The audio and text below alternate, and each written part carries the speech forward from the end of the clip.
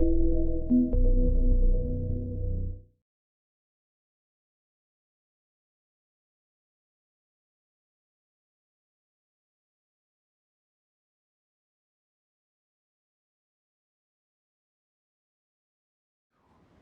think we've had a wonderful opportunity at Kaiser Permanente through a 16-year labor management partnership to evolve that partnership from a labor relations strategy to an operational strategy. And what I mean by that is that the parties agreed a long time ago that the purpose of the partnership was to achieve performance improvement for all parties. And by achieving performance improvement, we also agreed that the respective parties would be able to achieve their respective missions. So I think that our experience has taught us that by very specific and very highly invested in terms of time and effort around frontline education, around performance improvement, and looking at systems improvement as opposed to project improvement, we've really engaged our entire workforce in a process that has been, I think, very fulfilling for them and has taken Kaiser Permanente really to the top of the industry in quality in a very short period of time.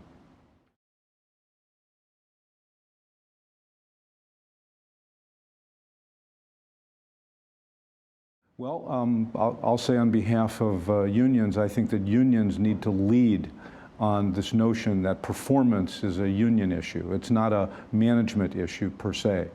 I think that management sometimes reluctantly acknowledges that because they believe that they actually went to school to achieve high performance, when in reality the engagement of the front line is the only way that it can be achieved. So I think that there's kind of a mutual learning and responsibility on the part of union leadership and management leadership, and that is to recognize that a very institutionalized kind of collaboration is necessary. And so I think that that's been a very specific step that we've taken.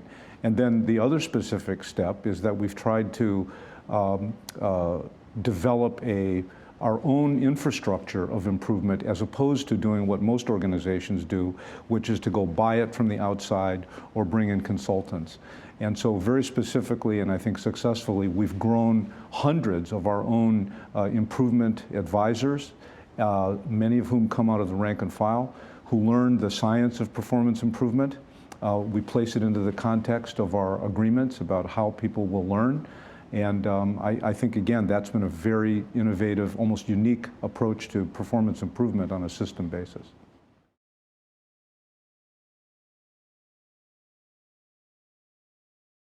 The Kaiser Permanente model of care has been around for 70 years.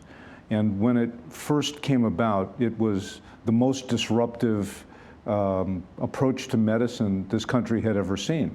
Meaning that it was never about fee-for-service. It was never about, just treating people when they get sick. It was a program based on the principles of prepayment, prevention, evidence-based medicine, and using the knowledge, of treating a whole population as a way of getting to more and more innovation around how care could be delivered safely and more efficiently.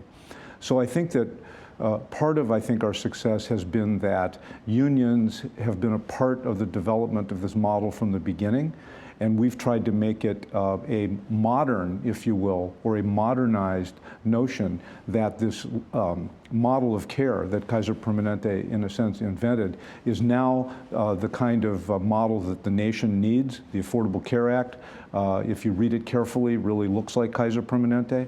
So it becomes a kind of social mission for us to be able to improve this system, which could be a model of care, I think, for everyone, based on those principles I identified.